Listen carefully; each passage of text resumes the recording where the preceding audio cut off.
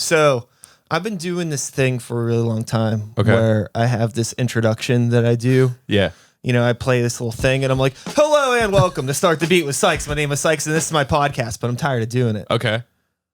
So Mike Parker, what's up? Fuck the introduction. What's How up, you living? Man? I'm good, man. Life is good. Yeah, fuck the introduction, I guess. It's not about me. Man. It's about you. Let's just get into it. Yeah, man. Life's good. Nothing too crazy. You know, just working and happy wife, happy life. And nice. Yeah, man. Life's good. You know, no doubt, dude. So we're here today to talk about you and your music. Yes, sir. Because you've decided that the world didn't have enough rappers, or whatever the fuck it is. Right. Yeah. So you're like, I want to contribute to this, right? Yeah. So that's essentially what it was. So I grew up in a household where like I wasn't listening to rap. You know, I was listening to rock and roll. Where were you at? Like in Pittsburgh? I was in Greensburg. Okay. So it's like 30 minutes east from here. But yeah, I grew up listening to, you know, the Stones and Led Zeppelin and bands like that through my dad. You know, if it was like a cleaning day, he would have these massive speakers blaring throughout the house and, you know, stuff like that. And then, you know, I would listen to whatever my sisters were listening to. And then like once I started playing football was when I started getting into rap. I was like, oh, this is dope, you know? Okay. And then it wasn't until senior year of high school, all these different kids started writing diss tracks on each other and dropping them on SoundCloud. And it was like one of the funniest things in the world. But like some of them were actually like kind of decent. Yeah. And then this one kid dropped one and I was like, all right, if he can do it, I can do it, like for sure, you know? So I dropped a remix of Drake's 0 to 100 and it got a bunch of plays. And I don't know if that was necessarily like people just making fun of me or if it was like legit plays, but I was like, oh, this is cool. I'll keep it up. And then I didn't really take it seriously until I met my producer, engineer, really good friend, Yovella Mori, who engineered my entire last project. He did, you know, all the mixing and mastering on it. Cool. Is that the one that's up on Spotify? Yeah, that's Gemini. So that project was actually, it was a collaboration between myself and Jack Jeter, who's a producer here in Pittsburgh. So he made all the beats, you know, I rapped over it, and then Yomo went in and mixed and mastered everything, made it sound super crispy. So yeah, I mean, I didn't really start taking music seriously until I met him, and then I met JD, who now works down at ID Labs, which is like where Mac and Wiz and everyone used to record back in the day. Yeah. You know, and then from there, it just kind of blossomed. I met, you know, Jor, who was on my last tape at Penn State New Kensington when I was going there. And then I went up to Penn State and I was doing shows up there. I was opening for like Kyle and Logic and Joey Badass and all these different shows that Penn State was putting on. I was getting opening opportunities, and then I kind of realized like, oh, I could really, you know, do something with this.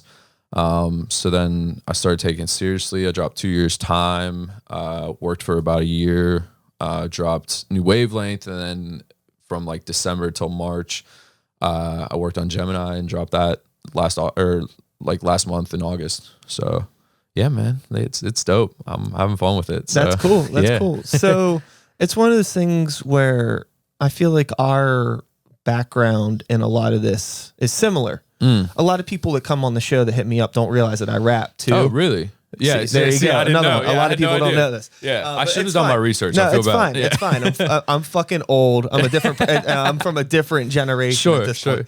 But really similar background because when I got started, it was just me and my friends fucking around in high school. Right. I mean, like I listened to some rap, like you know, like like that Ludacris song on MTV's funny and shit like that. You know what I mean? But I'm not like walking around bumping De La Soul CDs in my fucking CD player.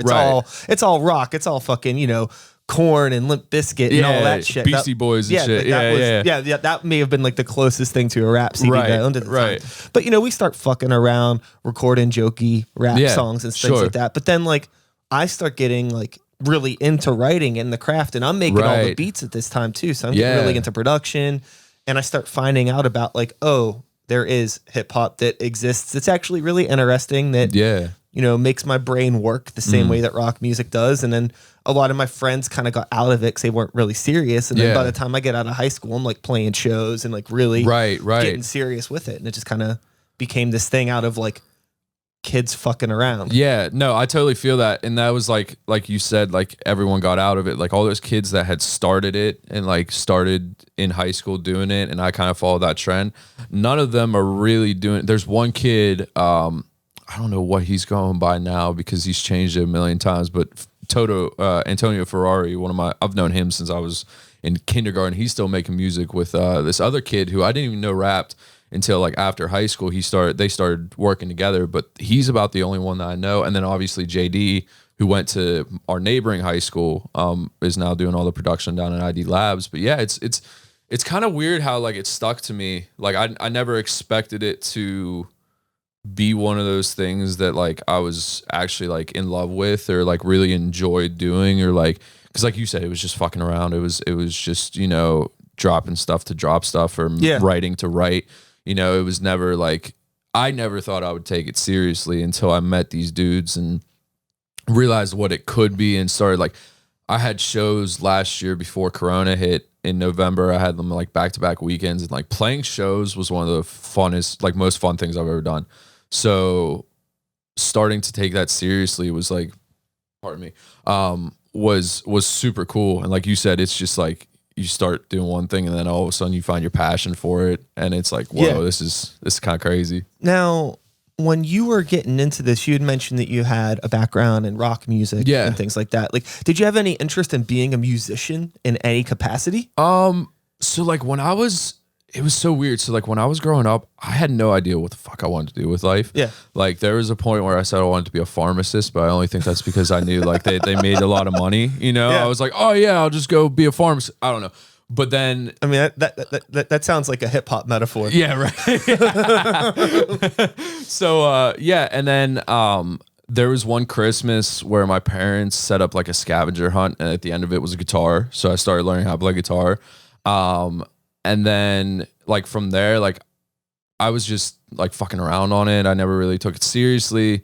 But yeah, it wasn't, like I said, it wasn't really until I met Yomo and JD and things started picking up. Like we started recording at ID Labs when JD had just started out there and stuff like that, that I really started taking it seriously and was like, this could be, you know, something serious, you know, and I could really make something out of this. And it was weird because it kind of fell in that time where like SoundCloud rappers were popping off. And like, for whatever reason, I had a big like vendetta against the term SoundCloud rapper. Like I'd be at a party at Penn State. They'd be like, oh, you rap? What's your SoundCloud? I'd be like, I don't fucking have one. You know what I mean? Like I would just get pissed about it, you know?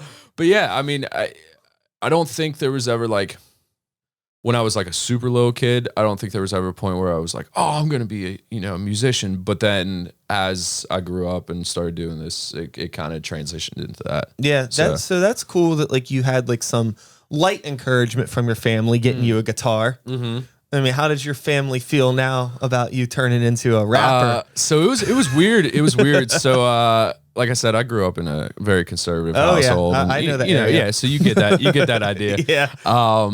So when I first started doing it, like back in high school, first I had to convince my parents to get me a better microphone, and I said that I needed it to record voiceovers for my independent project. And I was so I'm a software hustler. Yeah, well, I'm a software engineer now. Okay, but I was taking an independent study course with my programming teacher on Swift, which is Apple's programming language.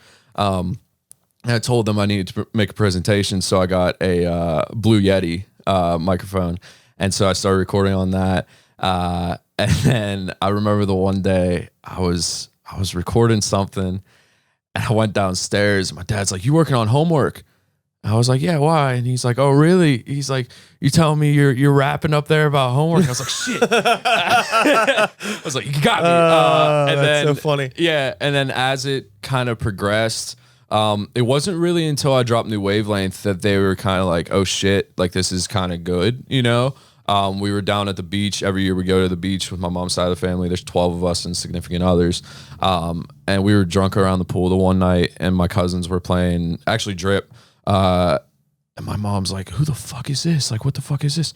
And everyone's like, "Oh yeah, that's Michael." And she's like, "What?" And then we sat there probably for like 30 minutes going through the tape and I was rapping it the whole time. And like by the third song, they finally realized like, okay, this is actually me. And then that's when they started supporting. And if you actually look at the cover for Gemini, right at the bottom of it, underneath right underneath the parental advisory, I think if you click that, you should be good. Does it go? Okay. Yeah. So right underneath the parental advisory logo is my parents from the one show that I did in November at Foxtail. So I thought that was kind of cool to include them because it was like they finally are supporting me on this stuff. Yeah, which is dope. Like obviously they you know, I'm still working as a software engineer while I make this work.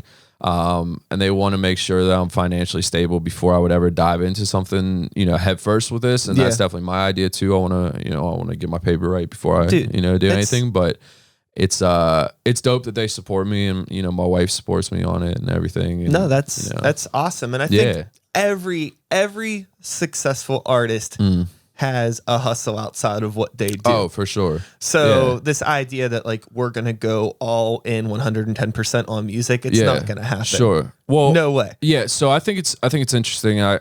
We were talking how I was on Jeff's podcast a few weeks ago, but the idea behind Gemini, and it wasn't originally supposed to be called that. Jack Jeter's beat tag is another home run for Jeter. So it was supposed to be home run season.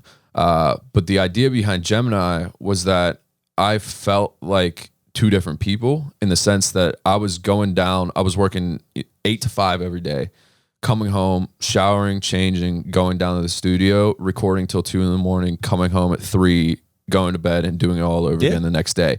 Like I was like hustling like every single day, pretty much getting no sleep, making this project because that's what like I love to do, but I was also getting my shit done outside of it. You know what I mean? So it was that's kind of how the title came up, you know, and it was like you said, you got to have that side hustle until you can make it your main hustle, you know. So work ethic is everything. Like if you can't do an 8 to 5 right and keep your head on straight, how do you ever expect to have a full-time life as an artist? People think that it's all partying and shit, but it's not. No, it's insane, like the amount of work that goes into a project.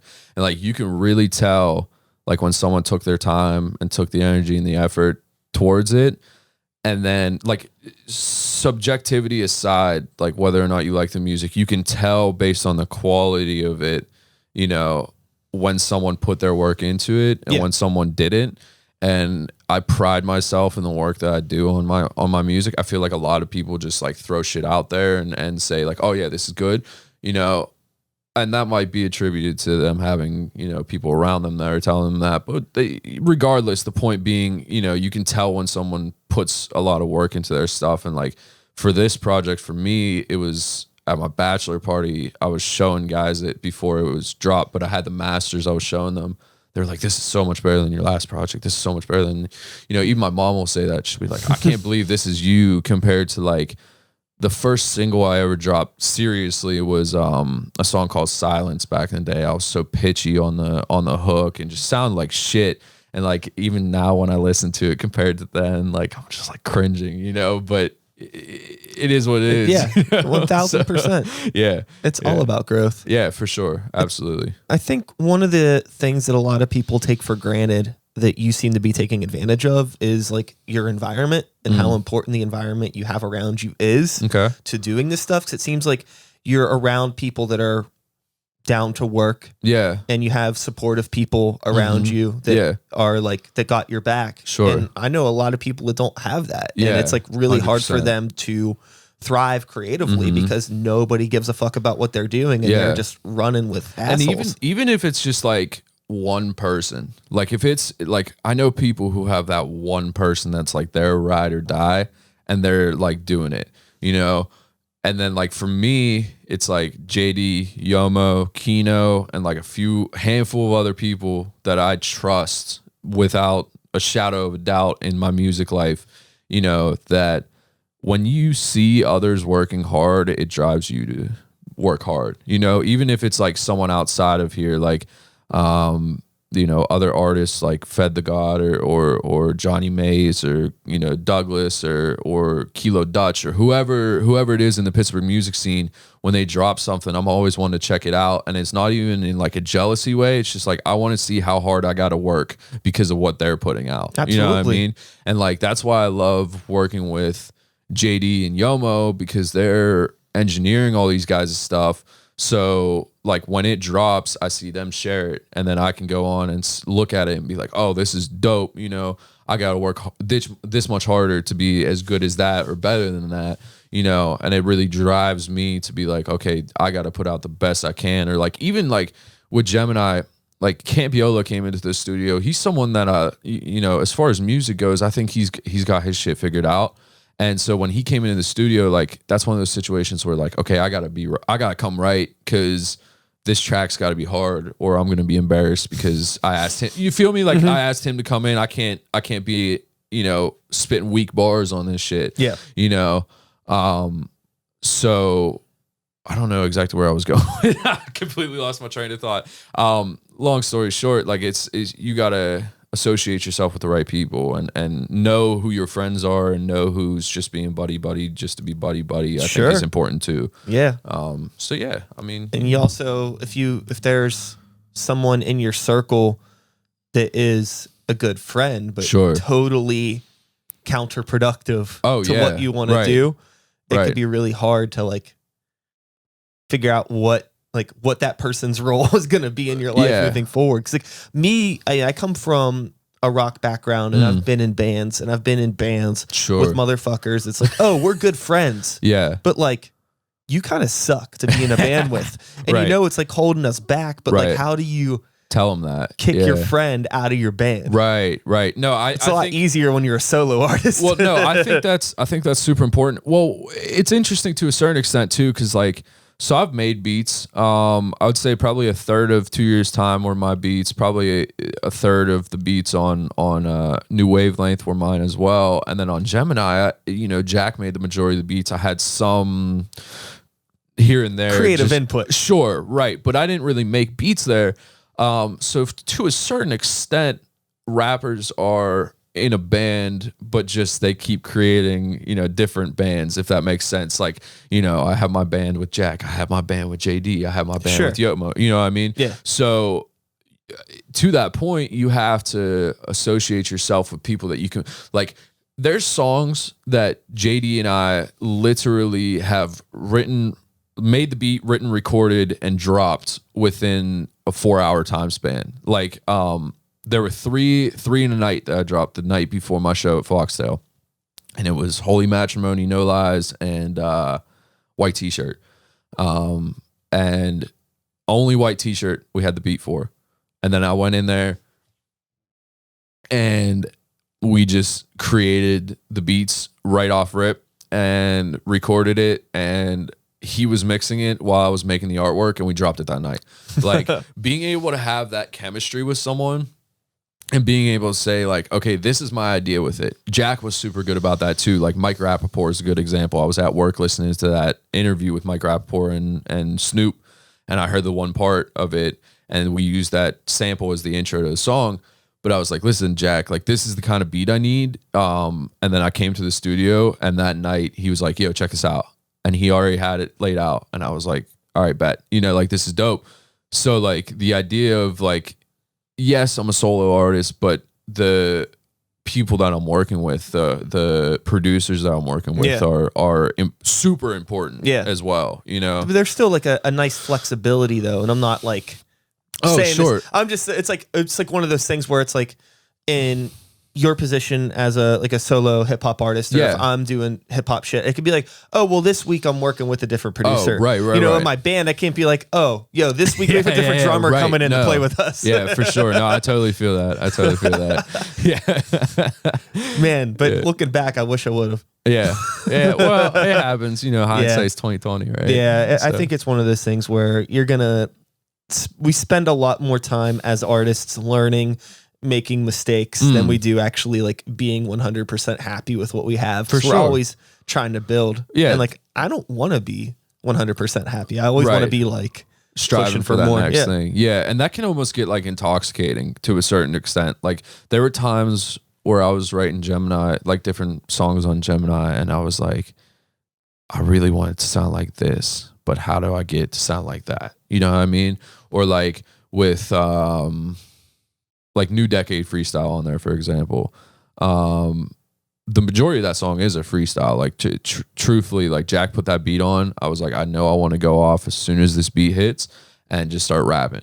But then like I rap the whole thing and then like go back and be like, okay, I can tighten up my flow here. I can tighten up my flow there. And let's go back, re-record it, you know, go back, re-record this or, you know, with parody, you know, there were parts of it. I was like, okay, I want to make it sound like this, or I want to add this effect onto it. You know, there's still like, I wish I could go back and record 2 years time again. Cause I sound completely different cause I was 20 19 when I recorded it. But two, there was just so many nuanced things with it where like I could have done so much better here. I could have done so much better there with it. And I just didn't, you know? So yeah, the strive for greatness is definitely an important thing too. Like you gotta want to do your best every time. It might not be the best thing you ever drop. And like, you can't be hard on yourself to the point where it's like, oh, I can't drop this because it's not the best work I've ever done. You'd be surprised what people fuck with when you drop stuff. And you know, you might think it's like, it's always funny when I drop something. I'm like, okay, I think this is going to be the song that gets the most streams. And then it always turns out to be something else. Sure. Like there's never a point where it's like, I was like, on this one, I thought it would be, I thought D-Bath would pop off a little bit. And, you know, maybe Wolverine or something like that. And then X-Hose gets, you know, 2,600 streams in a weekend. I was like, what the fuck?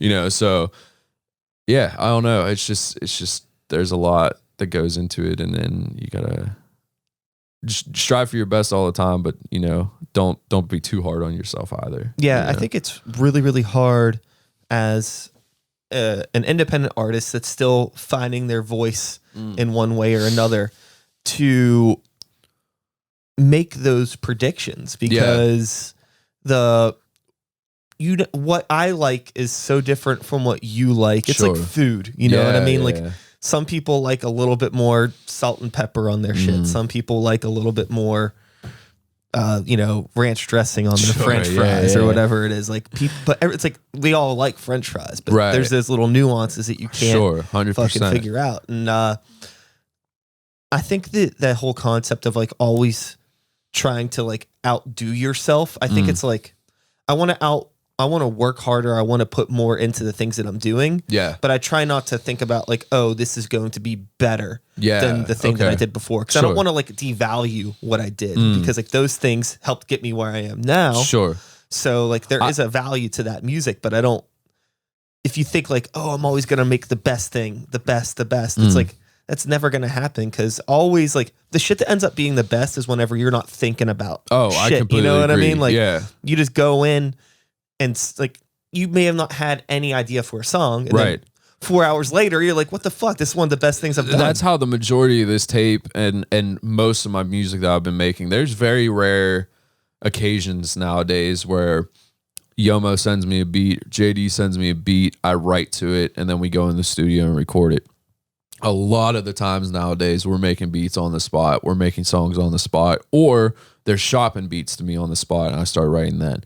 And I think that creativity, that creativity is very beneficial, you know, when I can just come in and be like, okay, you know, and one of the things, like people send me beat packs, right? Whether that's, you know, whoever sends it to me, and it can have 100 beats in it. Within the first 3 bars, I know whether or not I like the beat. Sure. It hits my ear in such a way that like I know immediately I like this, or immediately I do not like this beat. And that's not saying it's a bad beat, it's just not my style. And I'll like hear it and be like, okay, this is good. You know, I'm trying to think, like Prophecies is one of those. That was a beat called 4 a.m. that Jack sent me. And when I heard it, I was like, oh, this is hard. Like I heard it and I was like, this is dope. And then went in the studio that night, I was like, hey, let's pull up this beat, and then immediately started writing to it and started, you know, going off with it.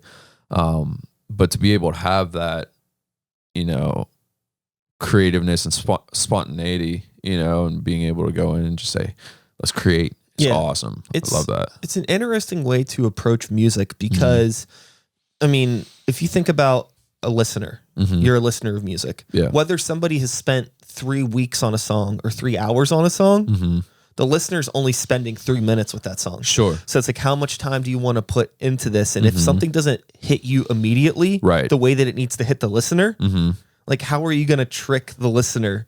Right. And so it's like, you need to find those things that you engage with immediately. Yeah. Don't overthink it. Just every time I make a song, I kind of want to give them that like 3-bar, 2-bar instant reaction that I have when I hear a beat, you know, because like I said, when I hear a beat, I know within the first few seconds that I like this song, and I kind of want to give them that feeling. That's why like songs like X-Hose, for example, like the way that comes in, it's just like boom, boom, boom, boom, like it just hits you, and for me, it catches my ear. I'm like, what the fuck's about to happen here? Sure. You know what I mean? So it's like it just hits me. Or like D-Bath's the same way. Like it sounds like a phone call at the beginning, like a ringtone, and it's like catches your ear. Like, how are they going to do this? You know what I mean?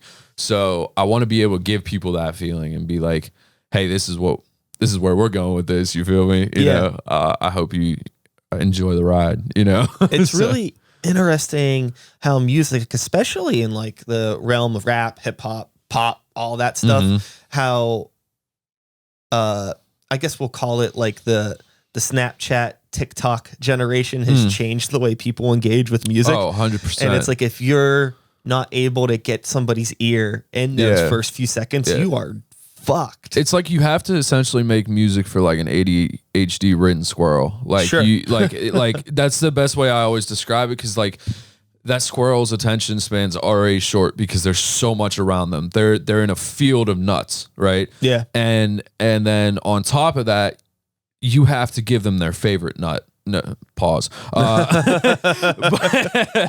Yeah, right. So no, but for real, like you have to get their attention, and then on top of that, you know, you have probably I would venture to say there's probably 2 to 3 million rappers in the US alone. If it that's probably being generous. Yeah, probably being, you know, they're all uploading music. They have some level of fame in their city, and then maybe they have some outside of their city, and maybe they're nationwide, right? You have to compete against that. You know what I mean? I'm scrolling through TikTok, and it's the same 4 songs every day because Asin Ray or Charlie D'Amelio are dancing to it. You feel me? And so if I can't get someone's attention, like if someone were to scroll up on a TikTok and someone used my sound, are they going to stay on that TikTok? Are they going to scroll past it? Are they going to click on the sound? Are they going to interact with it? If I make a post on Instagram, are they going to interact with it? Are they going to share it? Are they going to, you know, if I drop a song, are they going to do whatever? You know, you have to have that, just that grip right off the rip. You know, you can't allow for it's just a different generation. Like you said, it's interesting to me. Yeah. As a musician, because I think that it's great that there are people that are, you know, blowing up off of TikTok. Sure. But it also, it's like, I feel like not everyone's going to be a Lil Nas X, right? Right. So the majority of the stuff that I'm seeing, I feel it's like, okay, a lot of people are using this song, but I still don't know what the fuck this song is. And I don't think a lot of people are using this song necessarily because they like the song themselves. It's popular. The song is popular, and they want to make a video for themselves. So it's like a lot of piggybacking off of artists' work to make themselves more popular. Right. And like, does that really help me as an artist? Yes and no. Yeah. I'm probably overthinking it. No. I agree with you. I think there's levels to this shit nowadays, like that people so like you look at like 09, right? When Mac and Wiz were coming up, Mac hopped on the forum train. He hopped on Twitter, MySpace, the whole 9 yards. He got the thumbs up thing. He really like was ahead of his time as far as like social, I don't want to say engineering, but like social engineering. Yeah, social networking, right. So Nowadays, though, it's so different. One, like we said, the oversaturation. There's so much saturation in the market that it's like, to stand out, you really have to do something different. And then on top of that, okay, so now you got someone's attention. How do you keep their attention? You know, because anyone drops a project that's coming up, you're gonna see, if you look at their numbers, their charts for the first week or so are going to be pretty steady, you know, high up plays. And then after that, it's going to start to dwindle. Even myself, like, I had a weird situation where X-Hose the week after started popping off and then started slowly going down from there.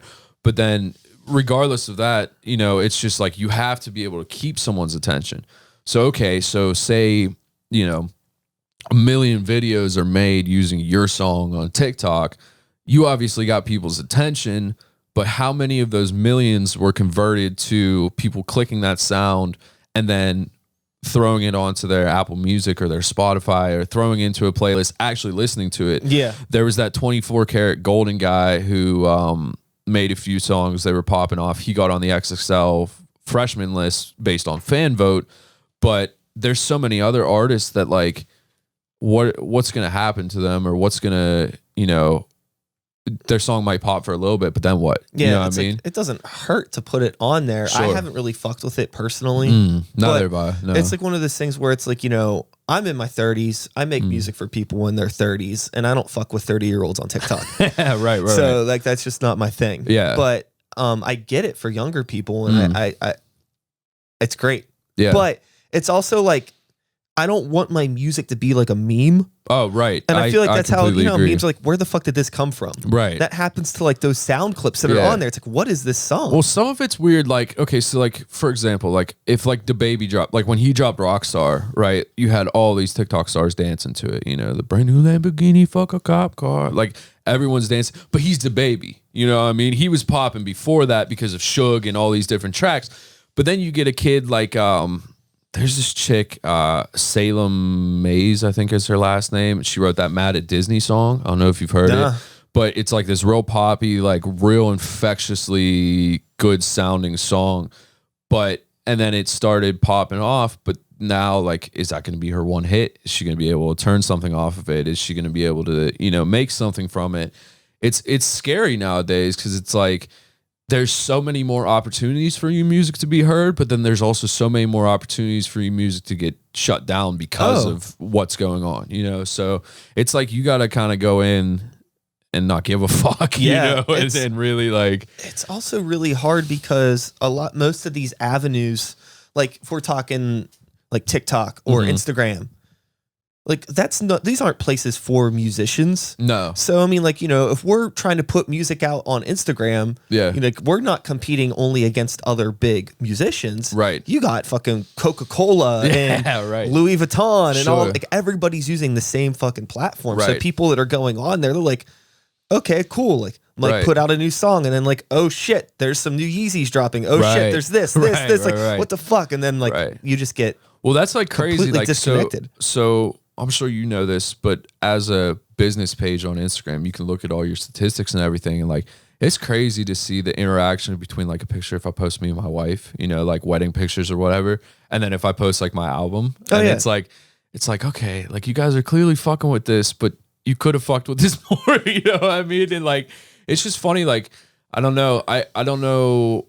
There's so many different ways. Like, you gotta really be on your grind and really hustling, you know, to make it. I think there's an interesting thing with independent artists, and like, what we're relying so much on friends. And like, a lot of people, when you're at this level, people want to be your friend. They don't want to be your fan. They don't want to seem like they're like riding your dick in a way. That's fair. So I feel like sometimes it's easier to be like, yo, like, it's cool to see a picture of your family, but you know, like, I don't want to like your album cover because like, you know, that was one of the biggest weird. That was one of the biggest things that I had to get over, was like the fear of like posting my music, just because of the way that my family supported it originally. Like, it wasn't that they didn't support it, it was just like, I was nervous to post it, you know. Like, my grandma follows me on Instagram, you know, and then I'm gonna be singing about X-Hose on a song, you feel me? Like, it was just weird. But like, once I got over that hump and started really like talking about it, and was like comfortable with like talking to my family about it, or if they asked, I wasn't like, oh yeah, I just made a song. Like I was like, oh yeah, this is what I did, and the whole 9 yards. That helped a lot. We were on the party bus on the way to the reception after our wedding, and we were playing Gemini because it hadn't dropped at that point, but we were just previewing it because my cousins all wanted to hear it in the whole 9 yards. And my wife's cousin Katie was listening at one point. She's like, what is this? This song's a banger. And my brother-in-law is like, oh, this is Mike. She's like, what the fuck? Like I'm still getting that reaction sometimes from like friends and family that like don't know that I do this or don't necessarily have listened to it or something like that. Yeah. But then you get the friends like my one boy Keenan from Penn State.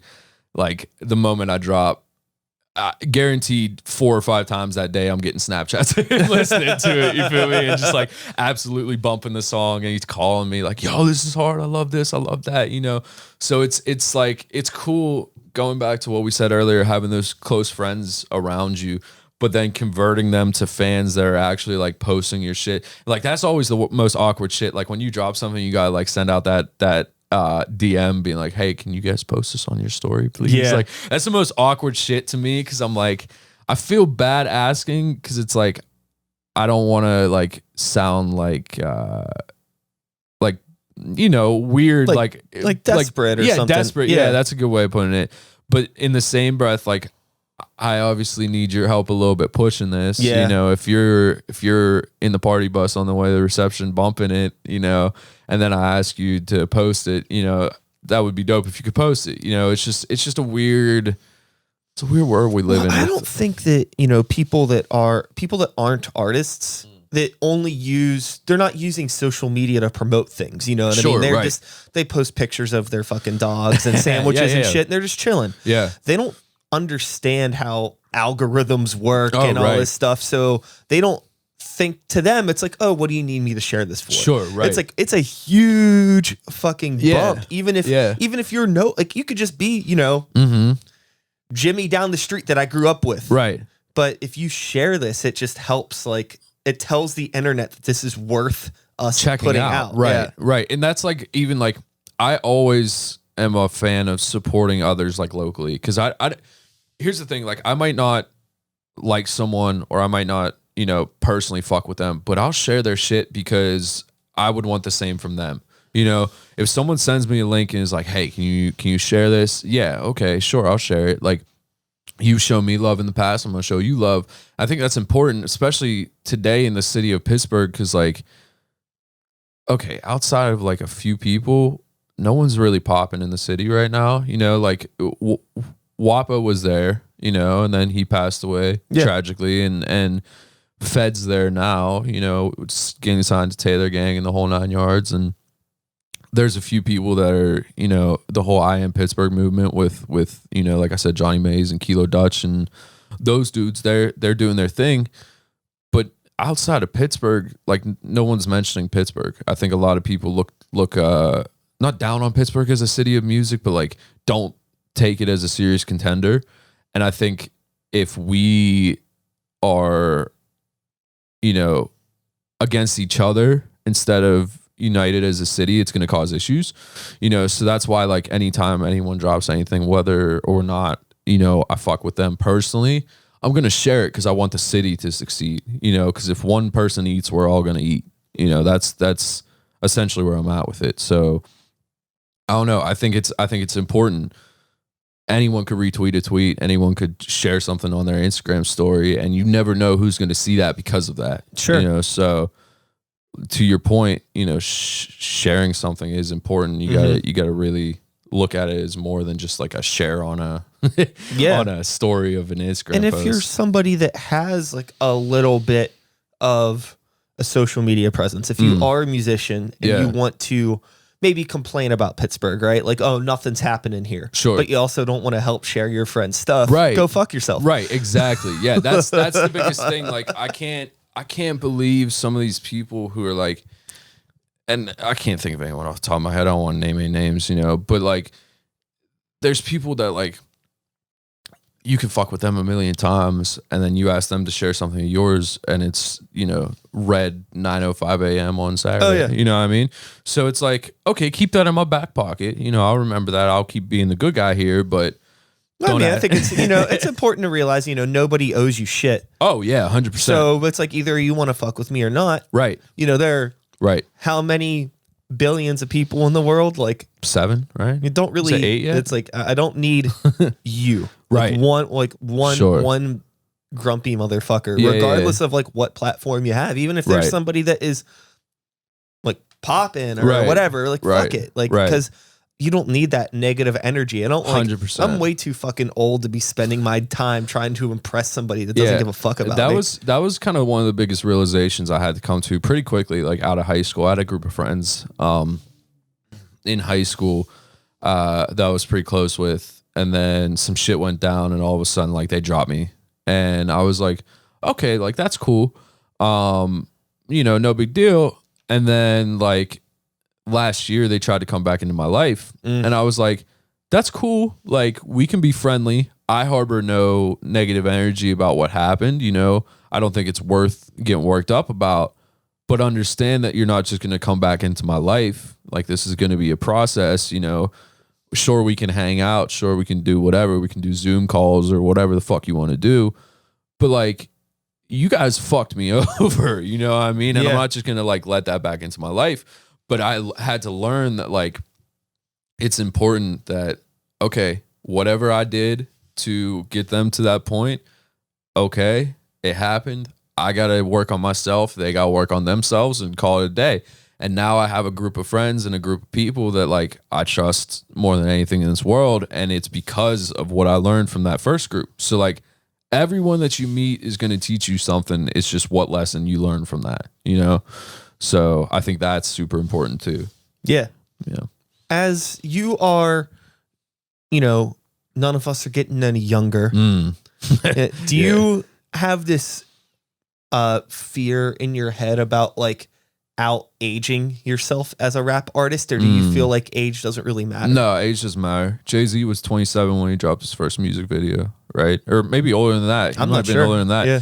But yeah, I mean, you know, there's all these successful people, even like in the film industry, or like Oprah was how old when she released her first thing? J.K. Rowling was homeless when she released, you know, Harry Potter. You know what I mean? Like, so I think to a certain extent, it might get to a point where like other priorities have to take, you know, precedence. You know, if I have a kid one day or whatever the case may be.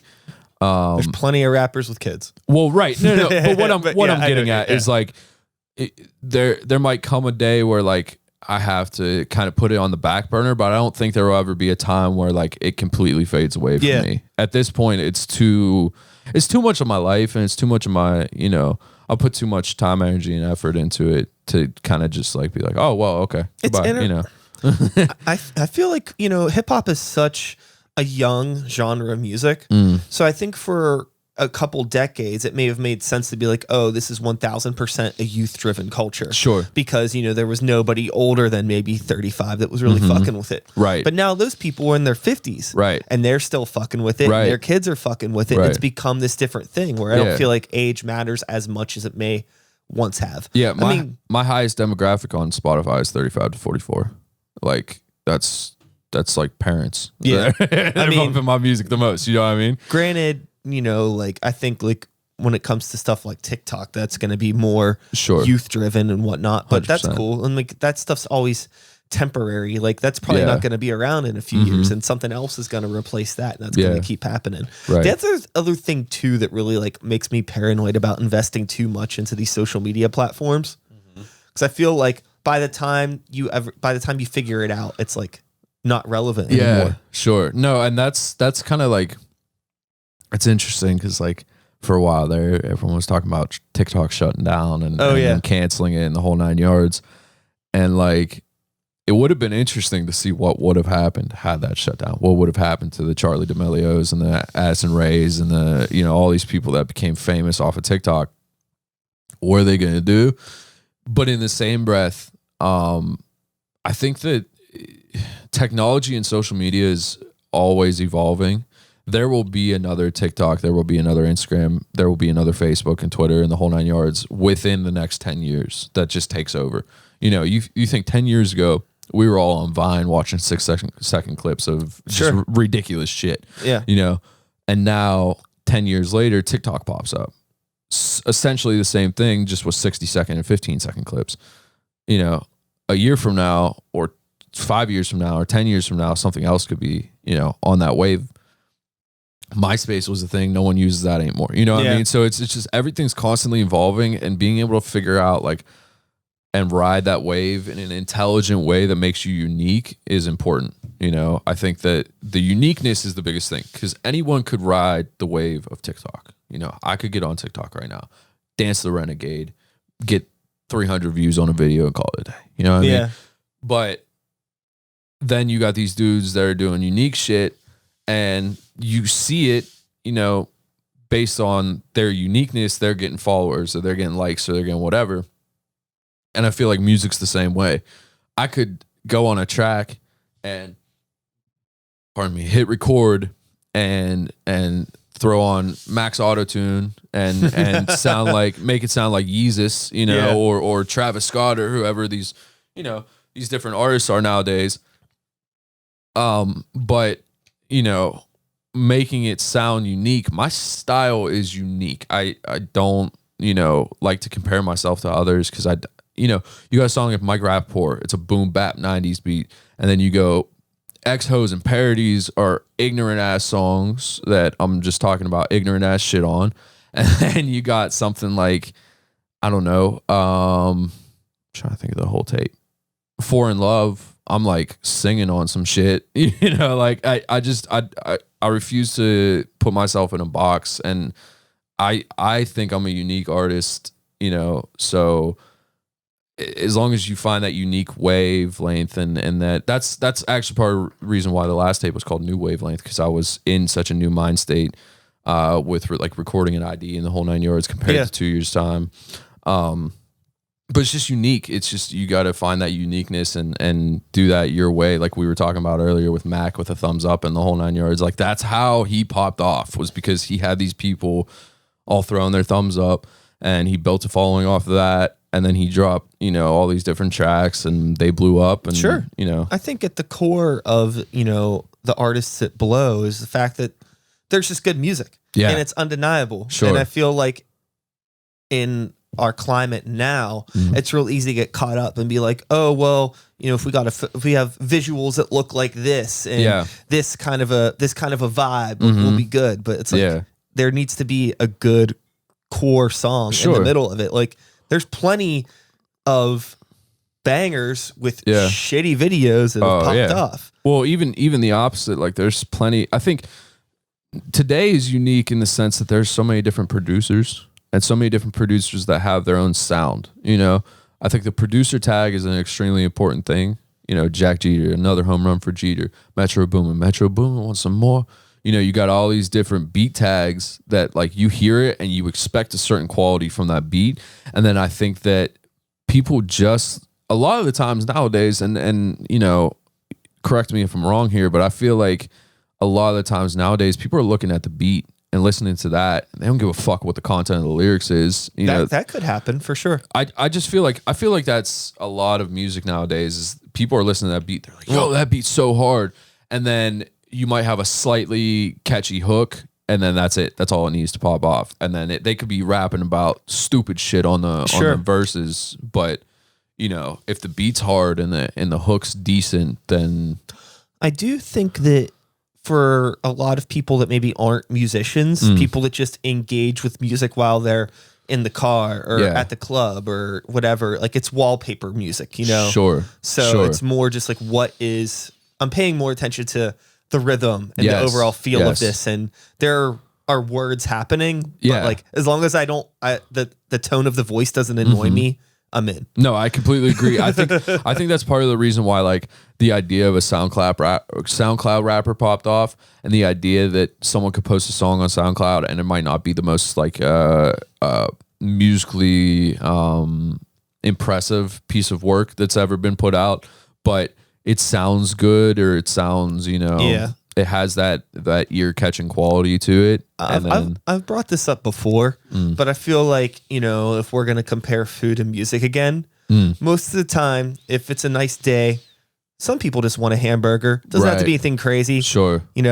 Little cheese patty, some ketchup, whatever. Right. And a lot of music can be like that. People don't need this fucking gourmet experience all the time. Right. A lot of people aren't ready for it. They're like, what the fuck? Like, I didn't ask for all this. So if you throw this song in their lap that's all this big grand thing with deep meaning and like listen to the lyrics, it's just like, yo, I'm just trying to eat a burger. Right.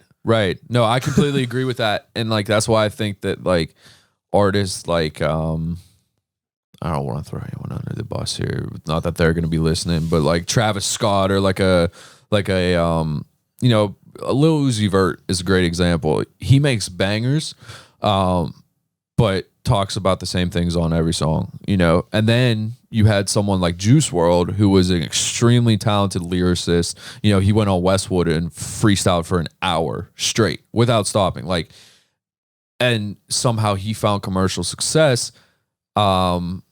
But maybe not for everyone, you know what I mean? So there's people who just want to listen to like a Lil Uzi one day. There's people who just want to listen to, a Juice WRLD or like a J. Cole's a good example of a lyricist, or like a Kendrick Lamar one day. But I think an artist that can provide those moods for people is also super important. There's songs of mine where like you could sit down and you could break down the lyrics and you could say, oh shit, like that's a crazy double entendre, or that's a crazy this or whatever. But then there's songs like, X-Hose and White T-Shirt and D-Bath that are just like, okay, I'm going to turn my brain off, listen to this banger and call it a day. You know?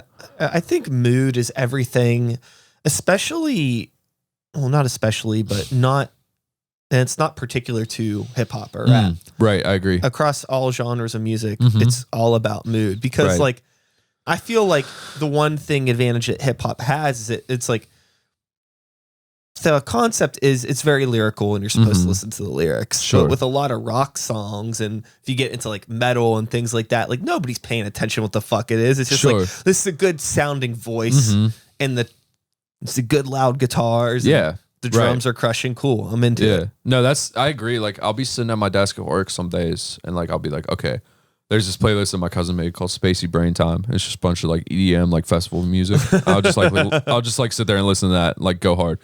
But then there's times where like I'm coming home from work and I'll throw on like a throwback punk playlist and like listen to that. Or like I'll be sitting at my desk at home playing Rocket League and I want to listen to rap. Like it's a mood, you got to find that mood. But if you're an artist who's versatile enough to provide all those moods and give people that, Kendrick Lamar is a great example. You could go from a track like, Backseat Freestyle, which is just an absolute banger, from that to like a song that's extremely introspective about the world today, like All Right, and then go to something off of Damn, which is a complete and total mind fuck of a tape, in my opinion. And his shit is so versatile. With someone like Travis Scott, you're getting the Travis Scott experience every time. You're getting the straight up. I mean, like you're listening to his shit and you're listening to bangers. I can't think of a song that's Travis Scott that's like, oh, this is really thought provoking. Like, and not to say that his music's not thought provoking in certain senses, but it's that mood. Like, if I want to turn up, I'm listening to Travis Scott. You know what I mean? Like. So it's interesting how artists can pave lanes in certain ways and then, stay one way or stay the other way and do whatever they want to do. But then there's other artists that can really like define their sound in so many different avenues. They have their circle of sound, but then in it are, parallelograms and squares and triangles and, whatever mood that they have. And I think that's kind of an important thing to do to a certain extent, but don't stretch yourself out trying to do it. I think it's important for longevity. Right. Like there's a reason why Kanye West is still relevant. Oh yeah. 100%. He is as relevant to people in their 40s as people that are teenagers right now. And that's wild.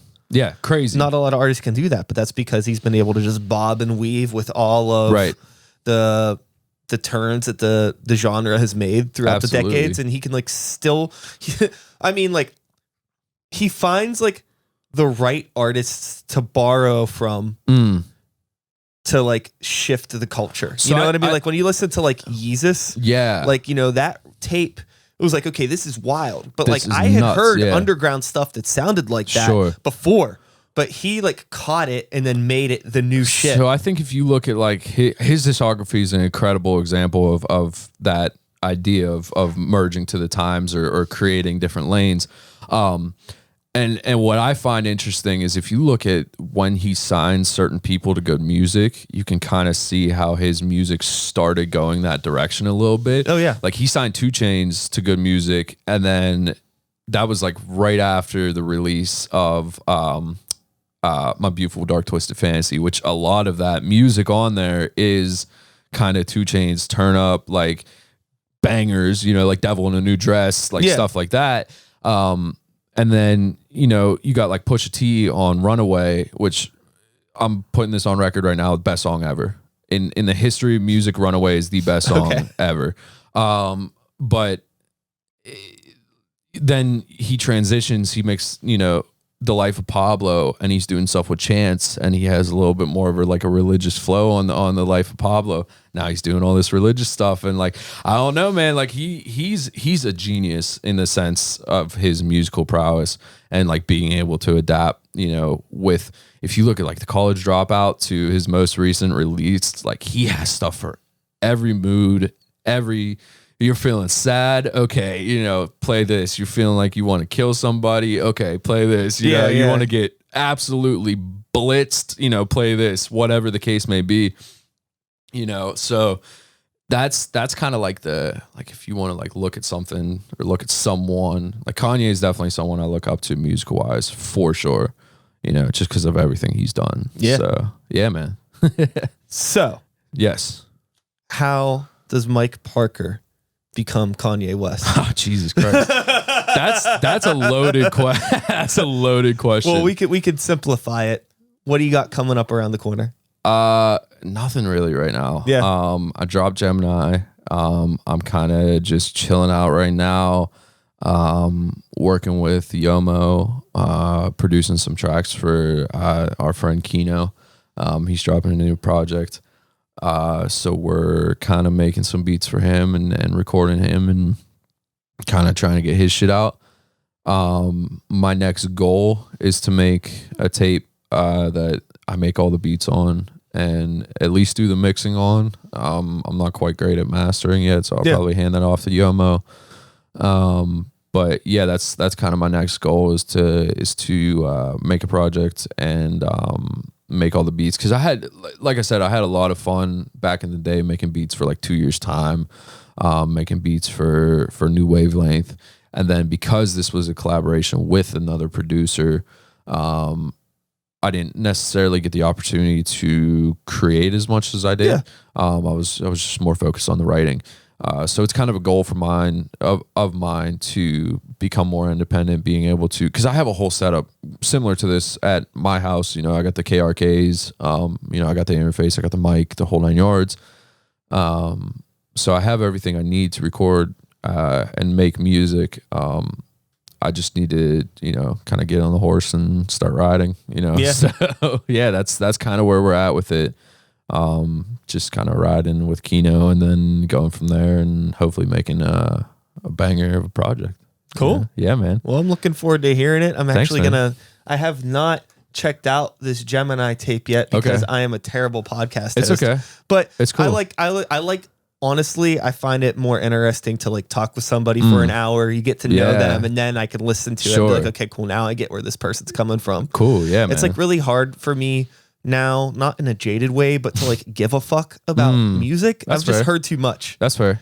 No, I totally get that. I feel like I got to know like the person before I can like give a fuck about what they're saying. No, I totally get that. I find myself listening to the same stuff a lot. Like I just cycle through my Apple Music playlist and I'm like, okay, this is what I want to listen to, you know, or okay, this is what I want to listen to. And then like something will drop and like one of my friends will be like, oh, you should listen to this. Okay, I'll check it out. Yeah, but I might get bored of it after, you know, 2 songs or whatever the case may be. Yeah, it's so weird. I have to like come into music on my own. And most of the time when I want to listen to something, it's like I have a very specific mood. Yeah. It's like food. If I'm hungry for something, I know what I want and I'll go get it. Right. There's places I'll go and I'll get the same goddamn thing on the menu every time I'm there. Cause it's like, that's why I came here, was for this. Sure. So, you know, I open up Spotify and I'm like, I want to listen to this. Right. You know, and it's harder for me to engage with new music, but all the time I'll catch myself like, you know, somebody will be listening to something. I'm like, what the fuck is this? Yeah. And they're like, yo, this is such and such. I'm like, oh, this is tight. And they're like, yeah, I've only been telling you to listen to it for like fucking 4 years. Yeah, right. You know, and then you're late as hell. Right. But it's fine. Yeah. Such is life. Yeah, man. But like keeping that mentality in mind though, when trying to promote my music to people. Right. It's like, okay, how would I market music to myself? Someone that is stubborn and never makes time for anything. I think shows are super important. That's what kind of sucks about like now. Like I know when I did that show at Foxtail, there were like 4 or 5 high schooler kids that afterwards, like I stayed in the crowd afterwards because I wanted to see the show and the whole 9 yards. They were coming up to me. They were like, "Oh, you're dope," blah blah blah. They're like following me on Instagram, and like every time I drop something, they're sharing it. So like, but that was only like 4 kids on my first ever show. Yeah. You know, and then the literally that was on a Thursday, and then Saturday or Sunday I had another show. And that show, like the same thing happened with a few different people. And it's like, that was dope. I had a lot of fun meeting those people and like doing the shows and whatnot. But nowadays, like now, especially now with Corona and everything, you really got to like figure out how the fuck to do something, because you can't do a show. Like I can't do shows. You can like, I mean, you could. The homie Sierra Sellers played a show, but I mean, like she has like a more like laid back sort of soul jazzy thing where like people can be sitting down with some plates of food and watch her. Right. Nobody wants to sit down with some fucking food watching us, you know? Yeah, right. It's more of like the whole antithesis of what we're trying to do, which is like you want a packed room full of motherfuckers that are like going off. 100%. Yeah, no, exactly. And like that's like I had so much fun opening that show, and like it was just a blast. Like I had nothing from Gemini written yet except for White T-shirt. That was something that was dropped the night before, but I didn't have anything for it. So I was just like, I was playing stuff from New Wavelength. Part of that was dope because I had this song with Jimmy Wapo off New Wavelength. So I was able to play that and like get the people going off of that. And then I was playing like a bunch of different songs, and I played a few from the night before. And the one song, No Lies, that I dropped is like a real like it's just a banger. And like being able to like interact with the crowd, and like there's parts in that song where like the beat drops out, and I was like able to kind of like play with them with that. Like I miss that so much right now, you know, like being able to be like just go out and interact with fans and like interact with people who might not be your fan at the beginning of the show, but then by the end of it, you know, like those kids I met, they're like, holy shit, like we really like your music, and they're supporting you, you know. So now you got to kind of figure out a way, like as hip hop artists, to do that. I don't know, maybe as a city we need to do like a collective like drive-in concert or something like that, you know. Maybe. Like I'm not sure. I'm not sure what the move is. Like get a bunch of artists together and set it in like a drive-in theater or like fucking something. I don't know, but something needs to happen, because like not being able to do shows sucks. Yeah, it's harder for us right now, just because, you know, it has to sound good, it has to be loud, right? It has to be a lot of people there. It's just like, there's otherwise the environment doesn't make sense. No, I agree. Yeah, it's weird. Like I want to. Otherwise, it seems like cheap and underproduced. And regardless of how good the songs are and how good your performance is, like if it looks weird and if it sounds bad, like it's just not gonna click. Right. No, I completely agree. I want to see like people raging again and like mosh pits and just being ignorant. Yeah. You know? Yeah, totally. Well, with all that being said, yes, sir. Let's wrap this shit up. Awesome, man. Mike Parker. Yes, Let sir. people know where they can find you on the internet. You can find me anywhere, any social media at I'm Not Mike Parker. That's also my gamer tag. So if you're trying to get this work in any video game, let me know. So yeah, I'm at I'm Not Mike Parker. You can go on Spotify, Apple Music, search Mike Parker. My profile is verified, so you should be able to find me. And yeah, be on the lookout. Kino's gonna be dropping. We're gonna be dropping his tape soon, and then I'm gonna be getting the work in here soon, and we're gonna be doing crazy shit. So be ready. Yeah, man. Cool. I'm into it. That camera just literally died. Damn. So we'll pop up to the Logitech real quick. Okay. Goodbye. Goodbye. Thanks for having me. Yeah. Thanks for coming by, dude. Absolutely, man. Have a good day. You as well. And we're done.